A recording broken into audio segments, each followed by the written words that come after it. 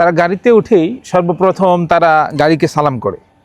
এটা আসলে খুবই একটা বড় কুসংস্কার। গাড়িকে সালাম করার মাধ্যমে কোনো ধরনের বিপদ আপদ থেকে রক্ষা পাওয়া যাবে না। বিপদ আপদ থেকে রক্ষা পেলে অবশ্যই আল্লাহ রাব্বুল আলামিনের শরণাপন্ন হতে হবে। গাড়ি যখন অ্যাক্সিডেন্ট হয় তখন তো গাড়ি নিজেই ভেঙে চুরে চুরমার হয়ে যায়, তাহলে গাড়ি আপনাকে কিভাবে রক্ষা করবে? অবশ্যই আপনি যদি বিপদ আপদ থেকে বাঁচতে হয়, ড্রাইভার হন অথবা গাড়িতে আরোহী হন, আপনাকে আল্লাহ রাব্বুল আলামিনের কাছে আশ্রয় প্রার্থনা করতে হবে। রাসূল সাল্লাল্লাহু আলাইহি সাল্লাম কীভাবে গাড়িতে আরোহণ করতেন, কী দোয়া পড়তেন, এই অনুযায়ী আপনাকে করতে হবে।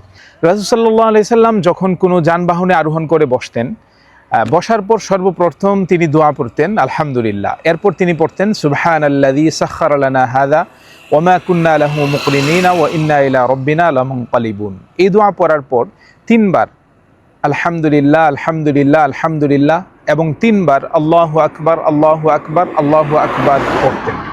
তো আমরা যদি এই দোয়াটা পড়ি 3 বার আলহামদুলিল্লাহ, 3 বার আল্লাহু আকবার এবং এর আগে যানবাহনে আরোহণের দোয়া সুবহানাল্লাযী সাখখারা লানা হাযা ওয়া মা কুন্না লাহু মুকরিনিনা ওয়া ইন্না ইলা রাব্বিনা লামুনকালিবুন, তাহলে অবশ্যই আল্লাহ রাব্বুল আলামিন আমাদেরকেও বিপদ আপদ থেকে রক্ষা করবেন।